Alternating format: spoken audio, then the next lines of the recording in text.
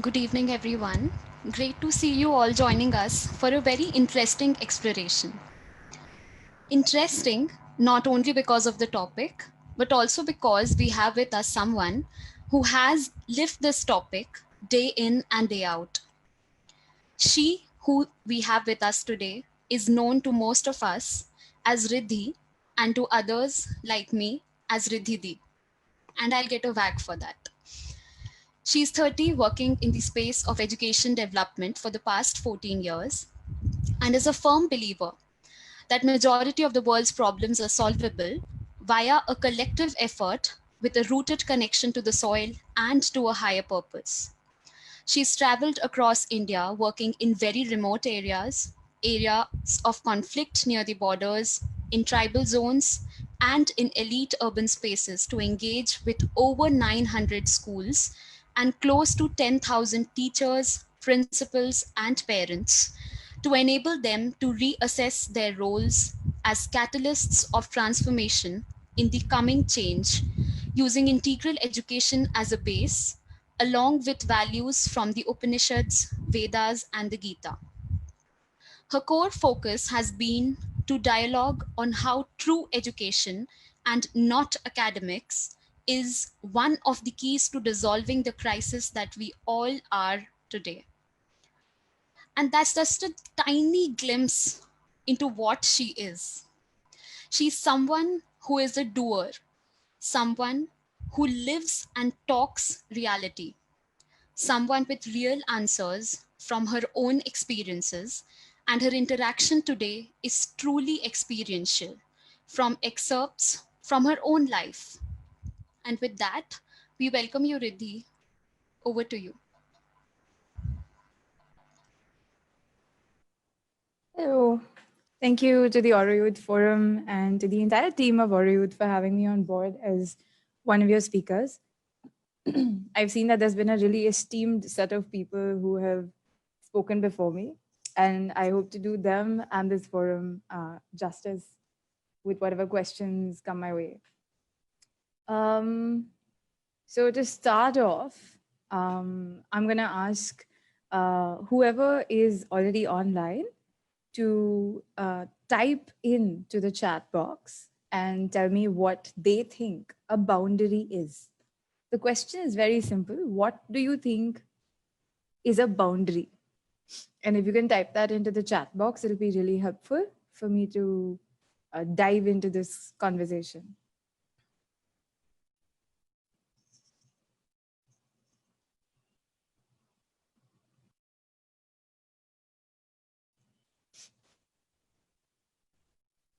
For some really interesting things coming in, our thoughts, the limits we set, assumptions, restriction. Yes. Can we have a couple more? Yes. A limitation, physical or mental. Right. So this is very interesting because I think we have a very enlightened set of people on this call.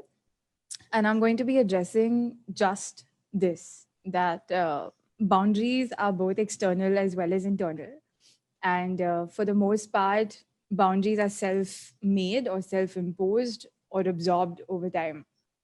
So thank you for sharing that with me. I'm going to talk to you a little bit and then go on to ask you a few more questions. So what I want to begin with is to talk about how we often believe that the things that are stopping us in life are the things that people tell us, the things that people tell us as we grow up, while we're studying in schools and colleges, and the things that we absorb consciously as well as subconsciously from the media and from spaces around us. And some way or the other, this absorption tends to build up and it becomes a restriction to our own being at a point. And for me, it's essential that all of us become more and more aware of what these boundaries are and understand why it is important to fight against these boundaries and overcome them. One of the things that I'd like to share with you is that I'm a firm believer in consistently being brutally honest with oneself and trying to identify what is the limitation that I have, what are the boundaries that I have in my own being, and what is it that I can do that is in my power to emerge from these boundaries. Now, before diving into this right away, I'm going to go a bit step by step. And if at any point, anyone who's listening to this feels like, ye thoda upar se ja raha hai, or this is not very clear what you're saying, then please write into the chat box and just say, listen, I don't get what you're saying, right? Feel free to do that. And also feel free to drop any questions and doubts that you have. And one of the moderators will share that with me. So, one is that boundaries, as most of you wrote into the chat box, are boundaries set within ourselves and boundaries that are there externally as well. If we have to separate these two and just have a look at them for a bit, internal boundaries are those boundaries that I tend to absorb because of certain other things that are already within me. Most often it is insecurities, fears, and something to do with a lack of faith in one's own being or a trust in one's own self. And the boundaries that are there externally, whether we like to admit this or not, these are generally boundaries that are a reflection of something that we are carrying deep within us. This can go into a very, very gray and an abstract space. But if I am afraid of something, then something which is achievable on the outside, even that becomes a boundary. And if I am unsure of my own being, and if I'm unsure of something within myself, then something on the external once again becomes a challenge or an obstacle to me. Hold that thought. And let me share with you a little bit about what I have gained from reading and understanding whatever I have of Mother and Sri Aurobindo. And that's just going to be a couple of lines. Sri Aurobindo is one of the few thinkers and minds of the last era who actually gave a lot of emphasis to aggression. And when I'm using the word aggression, in our language, it's translated as power. A lot of people think that aggression and anger are bad things. All of these things, or these terms of good and bad, are honestly constructs of our own mind. And it's really important to understand that aggression in the right place are really, really important. Internal boundaries, and someone's dropped a question, so I'm just having a look. Internal boundaries and external boundaries, in which terms, ma'am? Okay, so internal boundaries are things that I tell myself, that, oh, I can't do this because I'm not good enough. I don't know how to do that because I'm not confident, that I'm not sure how it's going to go. And it's not necessary that somebody has told us. It's really not necessary that somebody has told us that you're not good enough at something or that you're useless at something. Oftentimes, we tend to pick this up. Internal boundaries are boundaries that we have set for ourselves or that we have absorbed. So hold on to that thought, that it is either absorbed or it is set by my own mind, playing tricks with my own being. External boundaries are actual physical boundaries that cause a little friction, where if I want to explore something, I'm not really able to do so. Coming back to the thread that I was referring to, I want to talk about the importance of a few things. Spirituality, if you look at it, the way people see it, is that, okay, it's all about the power of truth. It's about love. It's about compassion. It's about being calm. It's about having clarity. Yes, it's all of these things. But unfortunately, somewhere over a period of time, this idea of calmness and quietude and peace has taken over and overshadowed the underlying potent and the sheer energy that a spiritual path embodies within itself. Now, let me simplify this. If I have to ask you a question like, what is the point of being good and sweet and nice and compassionate when you're sitting in a cave somewhere in the Himalayas and no one is being able to feel that? Or if you're not really putting it into action out there on field, what is it worth? And this is again, it's just a theoretical question, right? It's just for you to go with the flow of something that I'm attempting to get at. Um, if there is goodness, in my opinion, it needs to be an aggressive goodness. And why it needs to be an aggressive goodness is because passive goodness has lost its space. Passive goodness is worth nothing right now. If you have a look around you, and if you look at the current scenario also, something that all of us are in together, it's not a one city or one state thing. It's not like one earthquake or one flood somewhere. It's happened to all of us within this country and every other country around the world. It's a universal issue that we're all facing right now. This in the light of this global pandemic, there has been so much that has surfaced. We've realized that there are glaring gaps in our system. We've realized that there are so many things we need to fix within ourselves and with our own relations, as we've been closeted with our families or constricted to one place, unable to travel. We see that there are so many things amiss, and we still see that something else emerged. And what is that something? That something is an enormous force of goodness and generosity and kindness that surfaced all through the lockdown. And sometimes they say that, okay, it takes adversity for something really good to happen. That when there's a big crisis situation or when there's something terrible happening, we are forced into recognizing the purest, nicest, most generous spaces within us, and we act from those. My fundamental question here is that everyone around me, well, be it my peers, be it people living in my building, my colleagues, everyone rose to this situation and raised money. They distributed food, they did everything they could for civic workers. But on a regular day, most of these people don't do anything. And when I say they don't do anything, I don't mean that they don't do anything at all. I mean that they live their lives, they drive their cars, they raise their kids, they pay their bills, they do their job, and they're like everybody every day. They don't go out of the way to do anything specifically to aid community or in terms of service.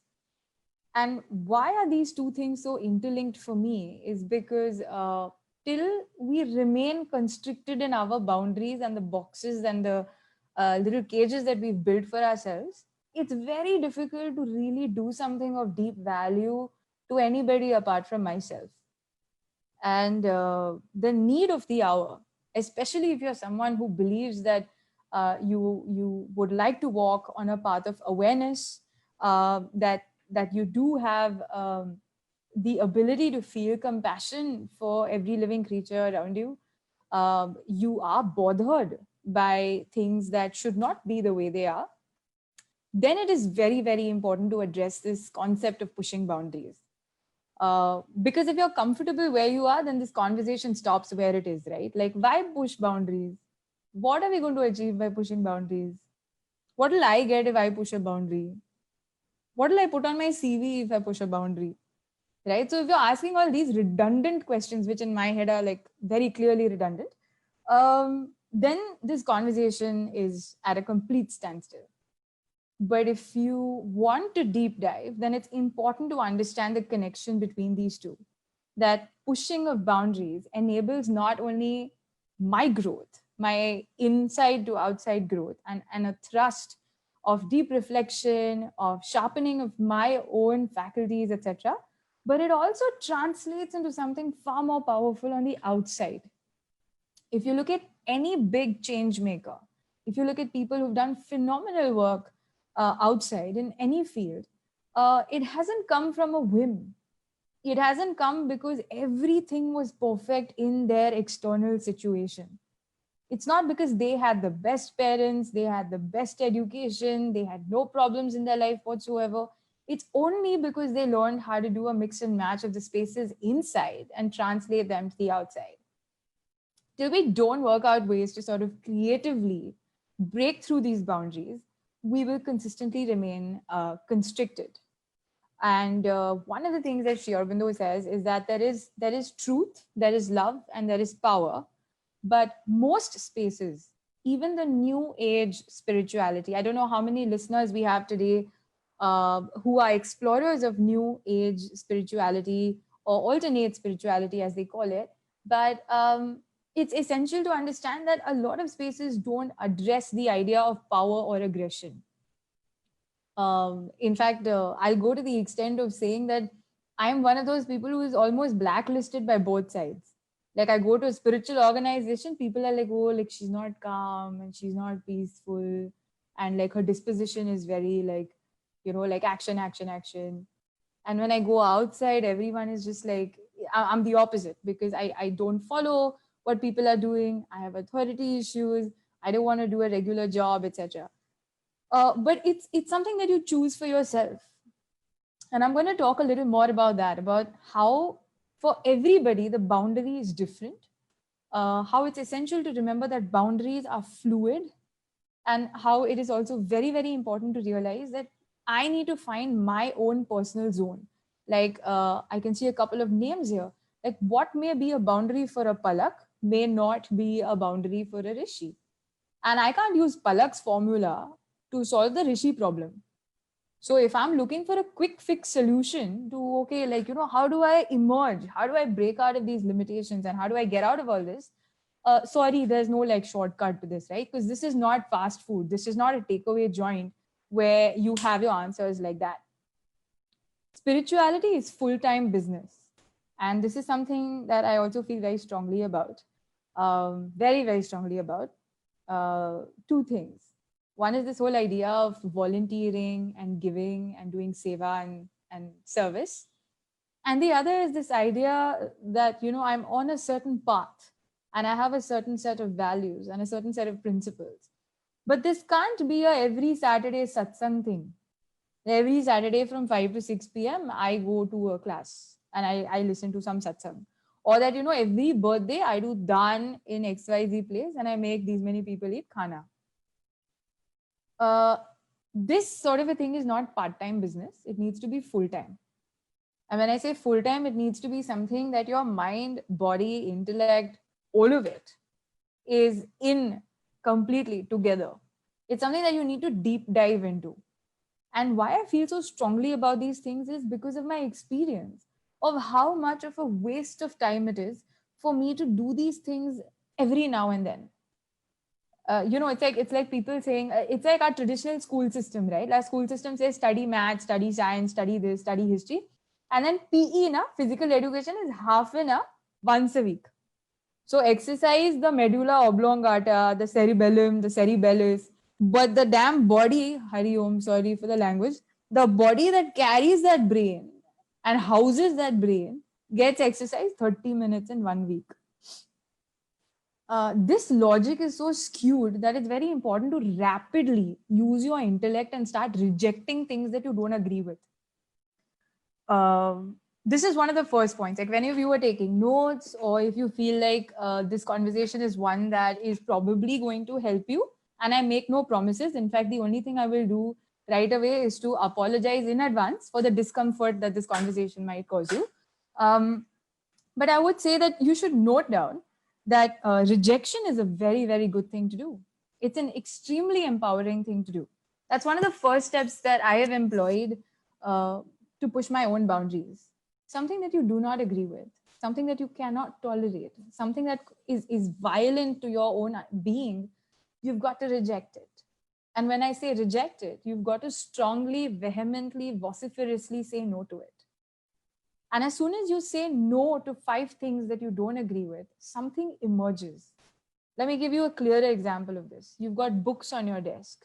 You've got pens on your desk. You've got your device. You've got your charger. You've got your cables. You've got your Bluetooth speakers. You've got a whole bunch of things on your desk and you're looking for a paper. The easiest way is to clear the clutter. So when I say reject, I mean strongly reject things that you do not stand for. And to know what you stand for, there are 2 ways. Either you really deep dive within, you spend time thinking, you spend time writing down your thoughts and seeing what the things are that you resonate with, or you take like an easier route, which is that, nay, I don't agree, I don't agree, I don't agree. Okay, so what is it that I really agree? That finally has some space to emerge. Now, don't reject randomly, because of that randomness, the generation earns a tag of rebellion. And I genuinely feel that rebellion is something that one should be proud of. If anyone tells you that you're rebellious, wear it as a badge. I don't know if I'm undoing all the beautiful work that any of the previous speakers have done and gotten you to very humbly reassess some parts of your life. But I would say that rebellion and rejection are very, very important. And if people say that you're randomly fighting against things, uh, yeah, you need to have clarity about what the things are. What sort of things are you fighting against, and why are you fighting against them so strongly? What is the context? For example, if someone tells you that, oh, because you're a girl, you can't do this, you either waste time arguing with them or you do what you want to do, right? Like you pick your battles. That's the third point. Whoever's making notes, right? Reject, rebel, and pick your battles. Choose who you want to fight. Are you going to keep fighting with peers and with colleagues and keep trying to explain them things? Or will you take that one battle up, slightly more intense battle, of voicing things out with people who are far closer to you, possibly your partner, your sibling, or your parent? Most of us end up fighting with a, like at least the younger generation ends up trying to prove a point to their peers a lot more. We're ranting on social media, we're doing one-upmanship in general. I'd say pick your battle and voice things out where it's really going to matter. But that again is a very personal thing. So for now, these 3 points. And then I'm going to tell you one more thing, which is for me, one of the most valuable things in my journey. Um, it's so it I strongly believe in making friends with discomfort, in befriending discomfort. And at this point, with this particular line, if anybody has anything to ask or say, please go ahead and type it out, because I find that some of us are so comfortable where we are, we don't even know that we're sitting in like inside a whole series of boundaries. And some of us are so averse to discomfort that even though I know that this is a problem that I have, this is a limitation that I have, this is something that I need to work on, I have identified this big gap in my own behavior or action, I don't do anything about it because there is discomfort at the other side of things. Why is discomfort important? um, I don't know if I think all of us, like, like state syllabus teaches you now, like how a plant grows out of a little seed. And then eventually there's like a shoot and then there's a tree. It's not biology, but basically trying to tell you that if that tree had to come out of that little seed, that seed went through discomfort. If you have to write with a pencil, it's essential to sharpen that pencil. Otherwise, you're not going to have clarity in the letters that you write. Discomfort is something that I am extremely, extremely fond of, and I push myself into spaces of discomfort. I'm going to quickly give you a couple of examples, right, so that it's a bit more relatable to you. I mentioned the point earlier about how boundaries are fluid, and I want to reiterate that point as well as the point of discomfort. So, for me, for the longest time before, I was somebody who was very, very averse to authority. Like I couldn't handle like my teacher is telling me कि homework करो, file बनाओ, Monday तक ये लेके आओ school में. I couldn't handle it because I think there was just a very strong sense of self, which felt that मुझे Monday को नहीं करना है, मुझे Tuesday को करना है. And that is very random, but it was just something that I recognized about myself very early on, and I realized that I have a problem when people tell me what to do, why to do, when to do all the time. And in order for me to fix that problem, I started looking out for people who I deeply admired, deeply respected, and would blindly listen to. And I started doing everything that they would say. I did that just with two people. But my larger problem of not agreeing with authority, my larger problem of not being able to work in structure, all of those things sort of collapsed. And today I'm at a point that I'm able to function as a balanced person between both spaces of immense structure and authority, and also in spaces where individuality and creativity really need to sort of be out there. Um, Another example that I want to tell you about how boundaries are fluid. What may be a boundary for you today may not be a boundary for you 5 years from now. And you may have actually broken free of a certain boundary, and it may change its nature and come back to you in another way a few years later. And it's not a process that is a one-time process. It's a constantly evolving process. The more you grow, the more you break some of the simpler boundaries, the more complex boundaries will keep setting in. So this is like a game that doesn't have a finale. The levels just keep increasing. And the only way that you will sustain in this game, with the difficulty level rising in every single turn of event, is if you have a certain stock, or if you have a certain space or a resource that you reach into for that added power or that added bonus. So let's say, for example, you're playing one of those crazy games, and level by level, you're in combat. You're trying to battle with all the bad guys, you're trying to collect all the points. But something happens, and after a lot of attacks and a lot of battles, your own energy starts to fizzle a bit. And then suddenly in that video game, one star comes and it says, oh, okay, like capture this for bonus. In real life, that bonus is not outside. You can't get it at some DMart or Big Bazaar or something, right? Like, but there is a perennial storehouse of this, and that perennial storehouse is within us. However cheesy this sounds, you're going to have to ride with it, because I'm sure that every single person on this call has experienced a certain space of quietude, of peace, of feeling centered, of feeling an intuitive thrust or an instinctive push from inside. And that inside is not a physical room. It's not like 7 by 8 feet or something, right? It's like this massive, unending space that you must be able to connect with at all times if you want to do something larger, deeper, more beautiful in your life and with things externally. So I'm going to quickly pause and have a look at a couple of comments that have come in. How to establish harmony internally and externally in society. How do I establish harmony internally and externally? You don't. How do I establish harmony internally and externally?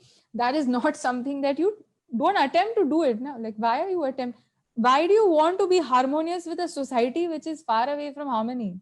Like, these are the sort of answers you will get from me. If you want to do something like, oh, I want to be in peace and quietude and calmness and like total harmony with akha dunya, then boss, I will sit for your talk, because I don't know how to do that, and I don't think anyone should be wasting time doing that. However, I sense the space that the question is coming from, and not to belittle it, I do want to say that it is essential that I feel connected to people around me. I do think it is very, very important for me to feel that everyone and every being is an extension just of myself. And the trick in doing this is that if my head and if my heart and if my vital and my mental and my physical and all of me is in harmony with all of me, then by default, there's going to be a far more or comparatively harmonious space outside. But if you are going to start with things like, oh, like, you know what, I want to climb Mount Everest when I haven't gone to, what is this, Lohagarh Fort, then there's a bit of a problem. And that question also, thank you for that question, actually, because it leads me into this thing of building capacity. The more I do this with myself, the more I build my own capacity to be able to push more boundaries. And each time I am able to emerge from something that constricts me, I'm able to deal with the next big thing. So I hope that that helps.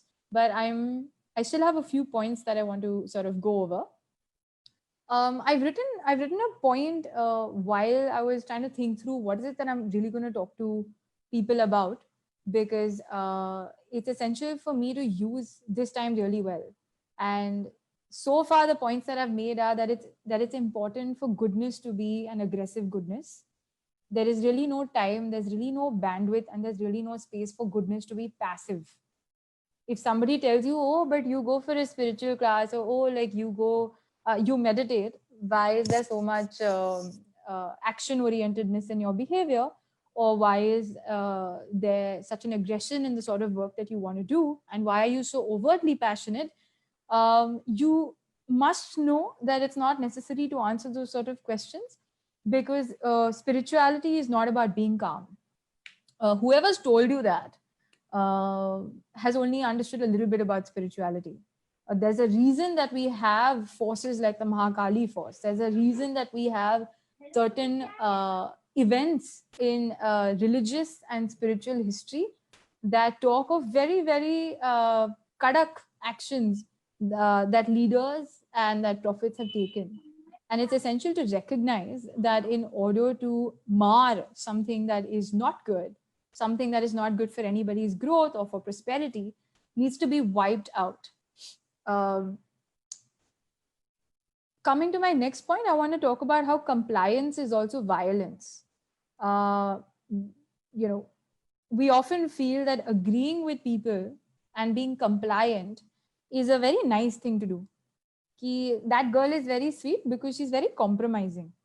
I don't know if any of you have read this, especially majority of the listeners I understand are young people. But there was a time that a lot of these matrimonial ads would come in the newspaper and they would say, looking for a sweet, compromising girl. And I would be livid when I read that, because compromising and compliance are seen as such high virtues when they essentially are very, very violent to our own being. Uh, so compliance for me is something that I realize has been very violent to my own being, which is why I started fighting or arguing or navigating as creatively as I could with people that I did not agree with people that I felt were not doing the right thing. And the more I began to do that, the more I complied and the more I understood deeper spaces within my own being. We can keep taking questions as and when they come. Feel free to do that. So this connection that I tried to make earlier about how pushing boundaries is something that is connected very deeply to doing good work is because I feel like these are not only are they interconnected, they're almost pretty much for me on the same level. The moment one manages to push boundaries, it becomes that much easier to do constructive, solid work on the outside. The question is, how many of us want to do constructive, good, solid work outside? And if we don't want to do constructive, good, solid work outside, why do we not want to do that? What is it that's made us so comfortable with things the way they are? For us to be okay with, okay, like I'm doing my job, I'm focusing on my career, I'm going to focus on my family, but the rest of the world, to hell with them. And we've seen time and again the result of something like that. The result of how being disconnected is coming and catching us in very, very different ways. I am disconnected from nature. I am disconnected from indigenous communities in my own country. I am disconnected from mother tongue. I am disconnected from culture. I am disconnected in so many other ways. But I am virtually connected with everybody on social media.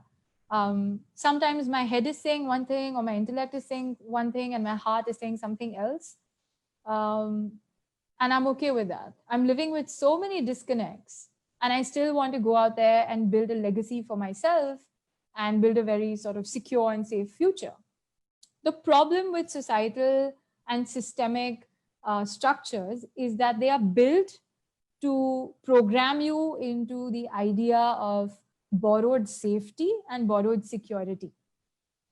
Everything in society and every single thing that the system trains us to believe is about how can we be safer and how can we be happier if we subscribe to the system.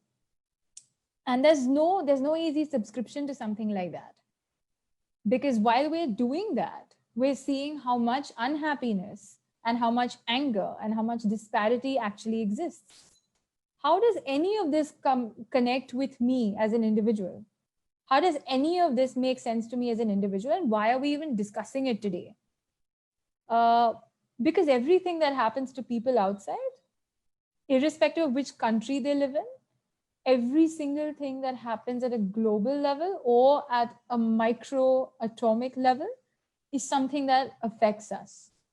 And the only way that I can do anything about it is if I have some idea and some awareness of what are my limitations.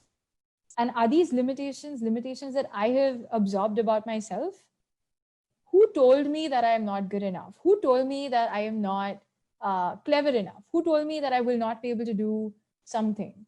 So much of this has been absorbed. And if these have not been absorbed, and if these have explicitly been told to us, then what is it that makes us not fight against these? I'm not talking to people who are already fighting with these boundaries. I'm saying so many of us see the boundary and we don't know how to fight it. So I'm trying to rake up some of these issues. I've given you a couple of pointers on what has worked for me. And I'm happy to take questions even about me, my journey, my life, my experiences. But I'm getting a couple of indicators in the chat box that we do have a couple of polls to take. So Harshita or Palak, do you want to run these polls right now, or should I address these one or two queries? Okay, so why don't we do the polls? It'll be a nice sort of break from my voice. So do the polls and then we come back to the questions. All right.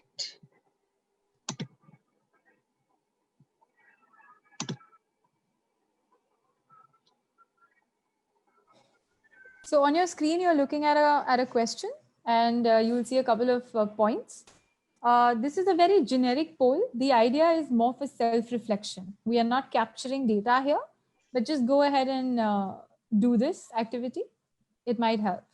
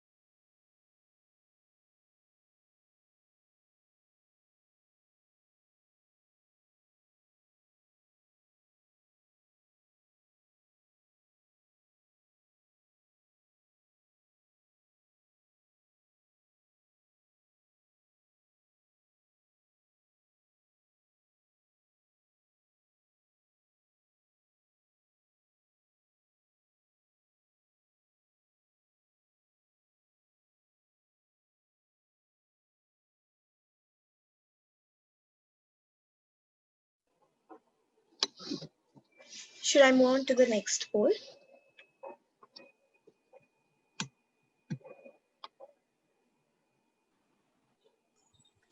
Yeah, I think it needn't take so long. So you can finish all three right away, and then we can proceed. Zoom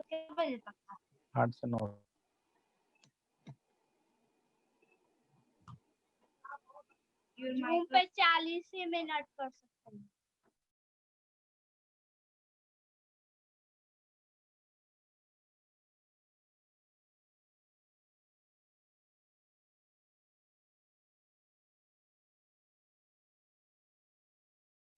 These are the results of the first poll. So we have close to 60 people on the call today, and you yourself can see what the answers are looking at. What keeps you from doing what you really want to do? My own fears has taken the cake on this particular question. It's amazing that people are recognizing this about themselves, and I think you are already taking a few steps in the right direction if you're recognizing that it's not somebody else's permission, but it's my own fears that's actually blocking my own actions. That's really good. Harshita, do you want to go on to the next one? Yep. Yeah, please do that.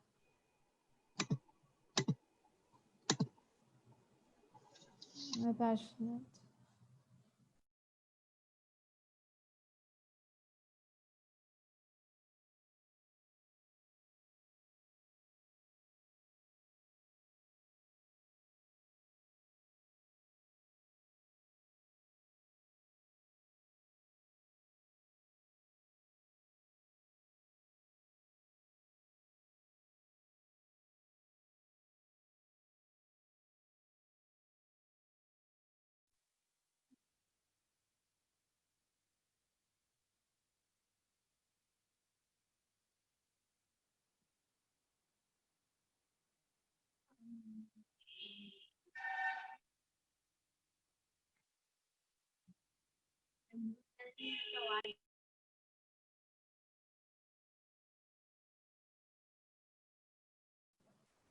Harshita, are we done with this one? Yes. Super. Let's have the result.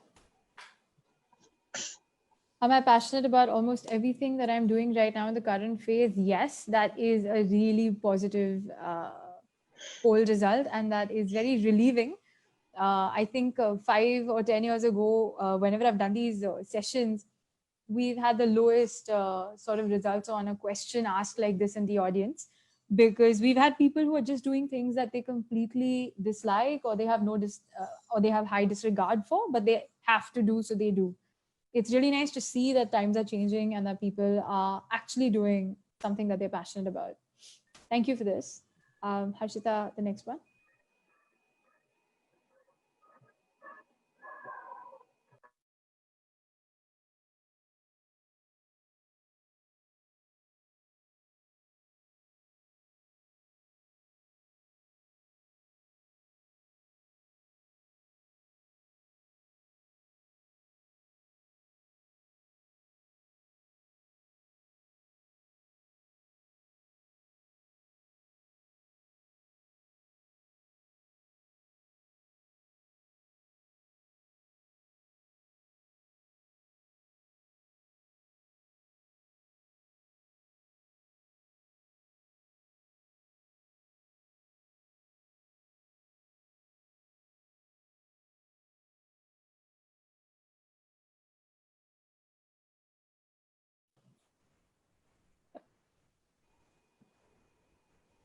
Are we set?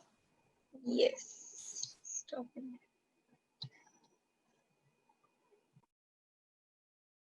That is incredible. So for most of us, I think we've identified what these boundaries are. So I think in the last part, on the last few minutes, what I'm going to try to cover is how do I break these boundaries?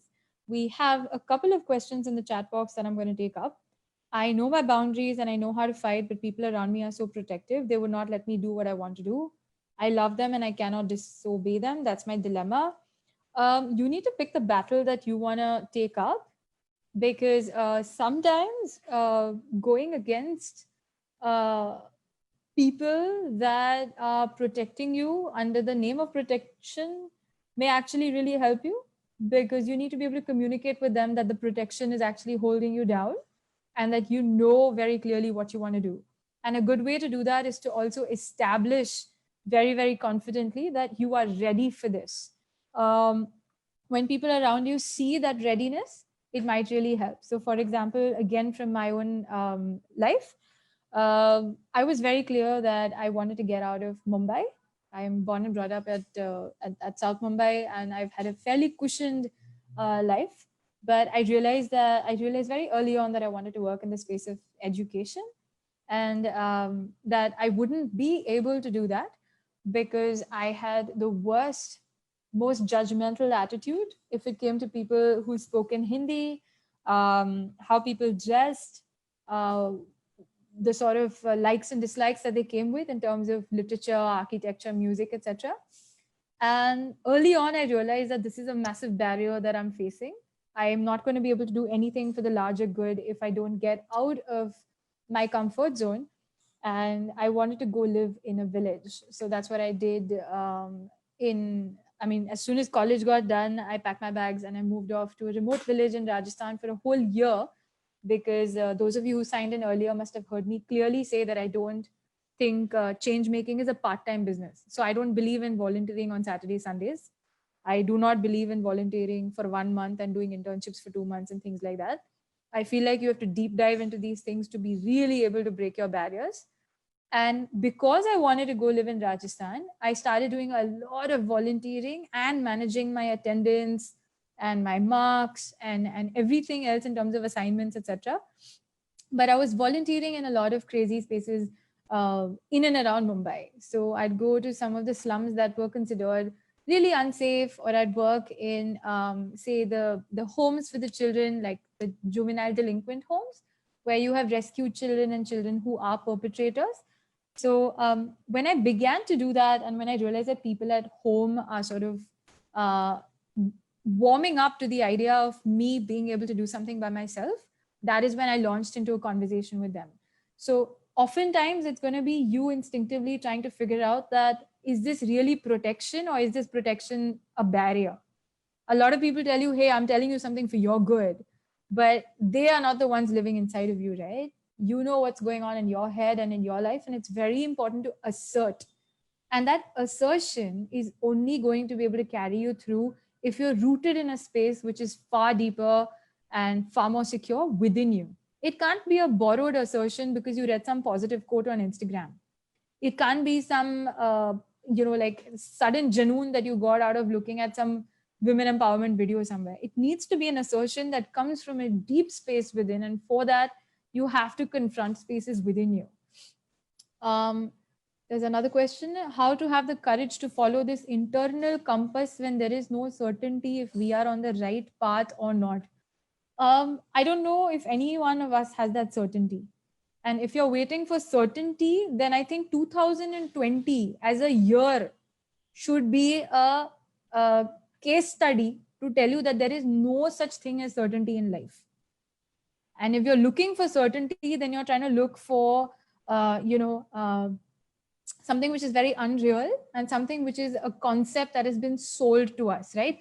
Mutual fund investments are subject to market risks. Please read the offer documents carefully, is what they say, because there is no certainty even in something like that. Certainty is just a gimmick. Consistency is just a gimmick when you're looking at something outside. But where can there be consistency? There can be consistency in your deep resonance with your spaces within. Like, I stand for this. These are my principles. These are my values. This is what I am about. This is what I'm against. Having likes and dislikes is something that I will encourage you to have, despite the fact that, again, traditional spirituality says that do not have strong likes and dislikes. Where do you start then? If you do not dislike something and if you do not disagree with something, then what on earth are you going to base the building or the rebuilding of your identity on? So please feel free to say that I don't like this or I don't want to do that because something else is of more value to me. We're not going to be crazy teenagers over here and fight against everything. But we are going to be people who are completely cognizant of the fact that there is a larger purpose to my life, to my skills, to my ideas, to my uniqueness. And what am I doing with it? So this whole idea of how do I know that there is going to be, everything good and everything perfect coming my way? You don't. You take that chance. And each time you take that chance and each time you take that risk, there is one guaranteed reward. And that one guaranteed reward is a deeper self-awareness and a deeper connect with the spaces within. Each time that happens, it's like you're warming up that connect. And that connect is something that you have lifelong. Now, when I keep saying connect, I'm referring to the connection of Riddhi with Riddhi within herself, not the Riddhi that is somebody's daughter or wife or sister or student. I'm talking about the person behind all the roles that we play. It's essential to reconnect with those spaces. Um, you will find the courage very, very clearly when you pursue that power of truth within yourself. The more I say, hey, I agree with you, I completely resonate with what you're saying, and I keep on complying and I keep on agreeing and I keep on doing what other people want me to do, I keep on living as per other people's expectations, I slowly begin to lose the sort of uniqueness that I come with. I'm not saying in any way that agreeing with somebody makes you lose yourself, but I am saying in some way that agreeing with everybody does make you lose yourself. So you need to really be very, very clear about things that mean a lot to you. Yep. So I have one time check that has come in. So I'm going to ask you if you have some really, really pressing queries, then I'm very happy to take those, because for me, the whole idea of doing this little conversation with everyone is to say that don't pedestal the spaces of only peace and serenity and calmness that come with pursuing a certain spiritual path or a certain space of inner awareness. It is very, very important that goodness becomes a very aggressive manifestation on the outside, because there is an utter and sheer lack of that. And until truth and love don't have support from power, truth and love have almost no impact outside. Again, one example of this lockdown, I care about that migrant who's walking home, but if I don't have the courage or if I don't have the power to actually go out there and do something, that care is restricted to my living room where I'm looking at the news on television. What use is that care? What use is that compassion? What use is that, oh, I feel connected to this whole wide universe, when it's not being put into action? And what are we waiting for? Are we waiting for one more pandemic? Are we waiting for the government to collapse? Are we waiting for life to turn on its head one more time? Whose invitation are we waiting for? What validation are we waiting for? Who has to sign permission papers? Who is our guardian? I mean, these are very, very important questions, especially if you're a young person listening to this, because take a chance. Take a chance, because when we're a lot younger, like when we're children, we're super carefree, right? We don't care ki kaun kya dekh raha hai, jo bhi dimag mein aaya, we just say what we want to say. We're very uninhibited. As we grow up, we are taught that, beta, you must sit like this, you must talk like this. This is how you write your CV. This is how you say good morning, sir. Thank you, madam. We are taught to adjust. We are taught to fit. We are taught to comply. And I'm telling you the complete opposite. And I'm saying at least explore that space and see the sheer value of goodness that comes your way when you first comply with yourself. Comply with this authority first now. Then it becomes so much easier to comply with people outside, because there is clarity. Everybody knows what you like and what you don't like.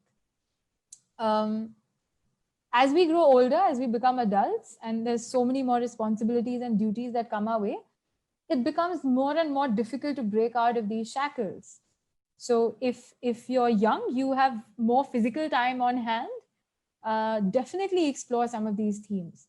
I left my education, people who is such a freeloader, I finished studying, I feel suffocated, such a nice. Whoever's done this, there's a question that's come in talking about how somebody left their education in the first year, and people were like, oh, he's such a freeloader, kuch nahi kar raha hai, bekar hai. Society started judging him. This person also loved sketching and anime, etc. So he or she created some really interesting stuff. And this person is saying that they're feeling very suffocated in a narrow-minded society. They're feeling lonely and they've lost all their confidence. I'll tell you one thing. If you want to do what you want to do, don't expect people to like you for it. This is something immensely personal to me, that my school principal, when I was in JB in Bombay, my school principal, Ms. Shirin Darisha, would tell this to every single batch of the 10th graders that were graduating from school. And she would say, be prepared to do the right thing, but don't expect the world to like you for it. Each time you follow your heart, you are threatening somebody else. Each time you take up a mission for your own self and for your own growth, you are not complying with something else that somebody else had planned for you. The typical Sharma ji ka beta, you have to fight that concept. Sharma ji ka beta, matlab he did engineering, to main kyun karu? Sharma ji ka beta is good because of XYZ things, but that is because he is another person from me. And I have to recognize how different I am from the stereotype. How far apart do you want to be from the herd is something you have to decide. How much distance do you want to create between you and that majority, which is aimlessly just doing things as per the larger mechanism of society? And that's going to help you to decide how much work is going to go into this. When I say work, it's not easy. So for everything that I have done, have I been liked for it? No. And I'll let you know that for me, I actually wear dislike as a medal now. So when somebody says that Riddhi is rebellious, I wear that as a medal. When somebody says that Riddhi is very assertive or she's very, she rejects things very openly, I wear that as a medal. When somebody says that they dislike me because of a certain opinion that I have, that is completely their choice. And I have to let go of that too. I have to let go of the fact that if I am doing something, I should be liked. I should be appreciated. Why are you still looking for validation when that validation exists in unending quantities within you? I mean, you just need to be secure within yourself. And it's not just something that I'm saying. I know it's not easy.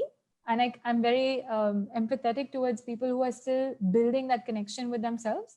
But the only way you will build that connection with yourself is when you stop taking every comment on social media, when you stop listening to every single opinion that somebody has about what you're wearing, how you're sitting, how you're looking, how your hair is. I mean, cut off from that. There's more to life than this. This body is a mere vessel for you to excel and do something. You must cut off from spaces that do not serve you well.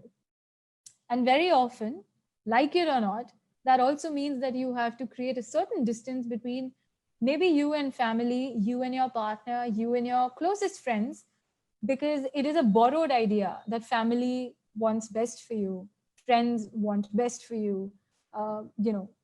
Those are also borrowed concepts. Those are borrowed ideas, and we tell ourselves this so that we continue and comply with our duties. But don't fall into that trap.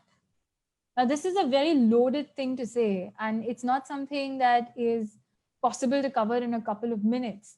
But leaving you with it, because I feel it's very important for me to understand that what my dad and my mom are saying, they think as per their ideology and as per their thought process, that is the right thing to say or do.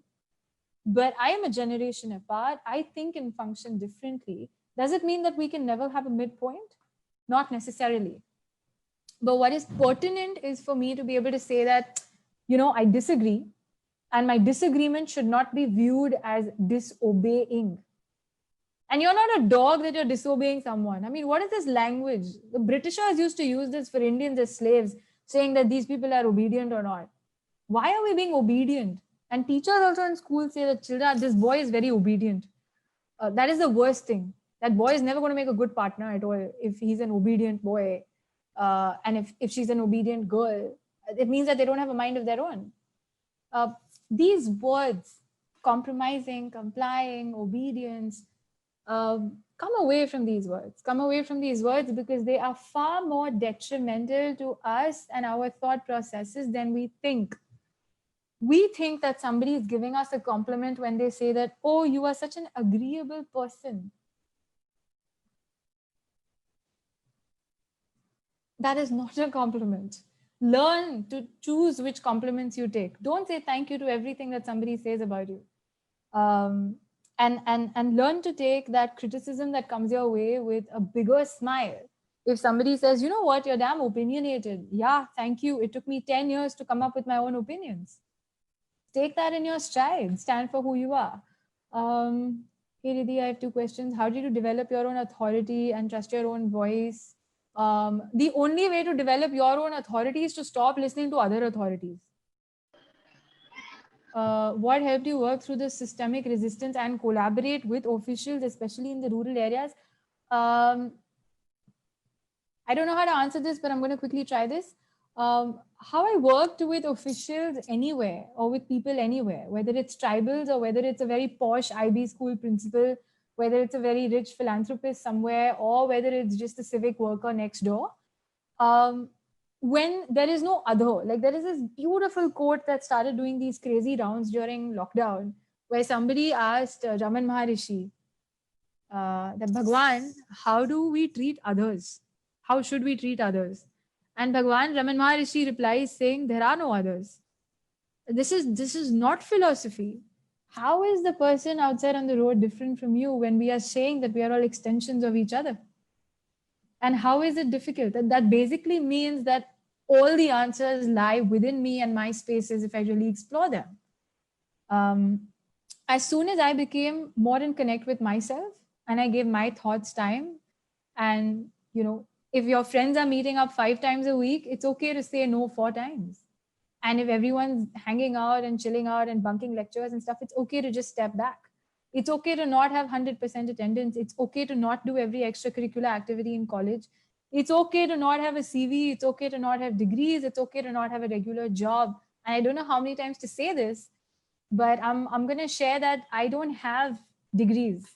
I was very overshadowed by the system because I was a very poor academic student. I consistently fared, from the backside of the class, I always used to come first or second. And in mathematics, I'd get things like 4 on 100, etc., etc. It came to a point where I was so overshadowed by academics that I decided that I don't want academics to define who I am. And I did study. I studied a fair amount and I still continue to study every year. But I gave away all my degrees and I posted them back physically. Now, whether or not they reached or the fact that I did not get any replies is a different thing. But at the end of my graduation, I took my degree and I actually posted it back. And I wrote a letter saying that I hereby de-recognize the University of Mumbai and their ability to regard me as average, above average, distinction or not, because this framework of testing and assessment does not apply to the sheer amount of potential that I come with or whatever. And there was a lot of rebellion in that letter. And would I write that sort of a letter today? I'm not sure. I think not. I think I might have grown up in the last 15 years or I might have not. But I returned that degree because I felt like I need to do that for myself. And there was no support at that point. Everyone said ki degree hi to hai, keep it in your drawer. How is it going to matter? For me, it was really, really important that I let go of the degree. And I did that. Today, it's one of the most empowering things that I've done. And I think it's the smartest thing that I did because I realized how to place myself without a CV. I don't have a CV. I don't have a resume. I don't have degrees. I don't have a visiting card. I don't have a website. But I'm still sailing and I'm still freewheeling, doing things that I want to do because my funda was that why should somebody recognize you on the basis of a degree? Or why should somebody recognize you on the basis of a CV when you're standing right there in flesh and bone? And this might mean that a lot of people think I'm stupid and a lot of people think that this is a very dumb thing to do because, if you're playing the game, then the rules can't be different for you. So I decided not to play the game. And I said, okay, like without a CV, I can't get a regular job. So it's all right. Like I'll figure out other assignments. And now I'm doing mud building and I'm doing permaculture and I'm mentoring principals and I'm doing helping people build tree houses. I'm helping philanthropists put in money into really good causes. I'm just doing a whole bunch of stuff which I think I would not have done had I gone the ordinary route of ye mera CV hai, ye mera, jo bhi hai. Like this is my personality on a paper. Yes, somebody has been asking this question a couple of times that Don't you think it is really important to have boundaries sometimes to discipline yourself? How indisciplined are you that you need so many boundaries? Um, it is important to have boundaries that you put for yourself. The difference here is that there are boundaries that we have subconsciously allowed to restrain and restrict our own actions and creativity and excellence. And there are boundaries that exist in the form of things that people and situations are externally. But these are still boundaries that have come. If I put a boundary for myself, it is not a boundary, it is a checkpoint. It is a guideline that I put for myself that, okay, you know what? I have a tendency to get overreactive about A, B, C, and D. So these are the things that I'm going to do for myself so that I don't cross the line. These are two completely different things. If you're putting a boundary for yourself, it's not a boundary, it's just a checkpoint. And a boundary is something, or it's some sort of a barrier that you're trying to break out of. So why would you ever put something like that for yourself? Uh, just something to think about. It is essential to discipline ourselves once we know that we've gotten away too far from ourselves. I'm saying we are already so far from ourselves. Come close, explore the self first, explore the sheer world and the force and the creativity that exists from the inner spaces, and then see if you need to put a checkpoint or a guideline or a little disciplining mark for yourself somewhere. What do I mean by new age spirituality? New age spirituality is a lot to do with, okay, there's spiritual ecology, there's compassion movements that arise in Buddhism, etc. There's a lot of stuff about energy and healing, and it's about feeling this oneness with the world. But that is all. That is all. You're feeling oneness, but you are not putting that feeling of oneness into the work that you're doing. And that doing is very, very essential, at least where I come from. I'm probably one of those speakers who's going to stress immensely on the fact that good work is in major shortage right now, and that people busy building their lifestyles, but there are people who've forgotten how to live. And there are people who are busy taking but losing. This is a really interesting line, actually, that I'm taking but I'm losing versus giving and gaining. I'm taking people's rubbish. I'm taking people's inputs and advice and suggestions and messaging. I'm taking constantly, but I'm still losing. I'm losing parts of my own confidence. I'm losing my own uniqueness. I'm losing all these spaces versus me giving to society, giving back, giving in terms of service, giving in terms of skill, giving in terms of time. And when you do that sort of giving, you gain clarity, you gain an idea of the deeper vision. Yeah. So I don't know whether this helps or not. I've touched upon a few things which I thought are very important around the idea of pushing boundaries, because most often we're not even sure that we are encapsulated in boundaries. But the group of people that we have with us today, as per the polls, it shows that there is a very high level of self-awareness. And since the self-awareness is in place, it now has to translate into action. So yeah, I mean, I don't know if this helps. I'm going to stop here. This is like crazy long, man. Somebody ask me questions, or how should I take over and navigate with anything that you think is still left? Yeah, I think it was a great session, Riddhi. You answered most of the questions.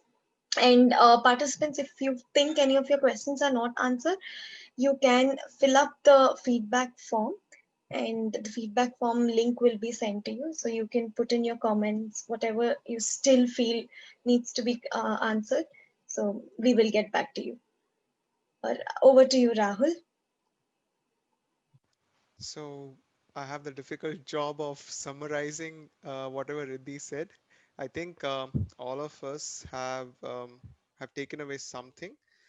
I'll just quickly mention a few points, which is my takeaway. She mentioned the importance of power in spirituality, the importance of aggressive goodness, and how truth and love cannot really manifest, cannot really spread unless there is this manifestation of power. Also, she mentioned how it is really important that we always reject what we strongly feel against, and the importance of befriending discomfort. And also, when we think about pushing boundaries, how it's important to build capacity. Um, I hope by now the feedbacks have been filled. All right, we have shared the link now. Let's take a minute to fill the feedback.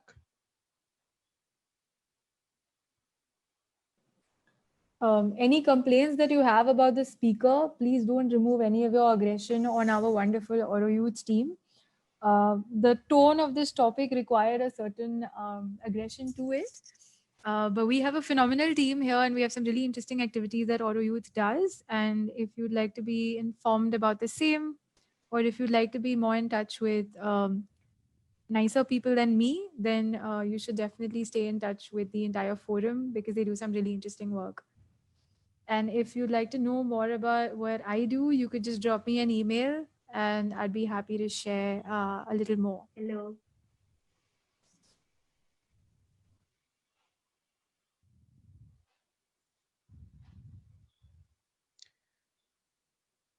Okay, with that, I'll go ahead and share what we are going to do in our next session. Harshita, can you see my screen?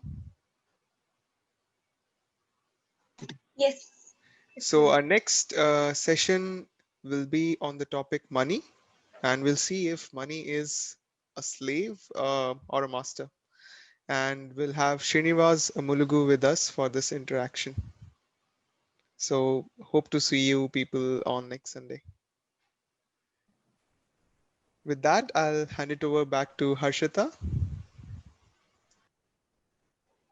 Yes, so that's all for today's session. Thank you so much, Riddhi. It was a wonderful session. And thanks to all the viewers for being with us. Thank you, Harshita, for being so polite. And thank you, everyone, for tuning in on a Sunday night to listen to whatever it is that it takes for our growth. Goodbye.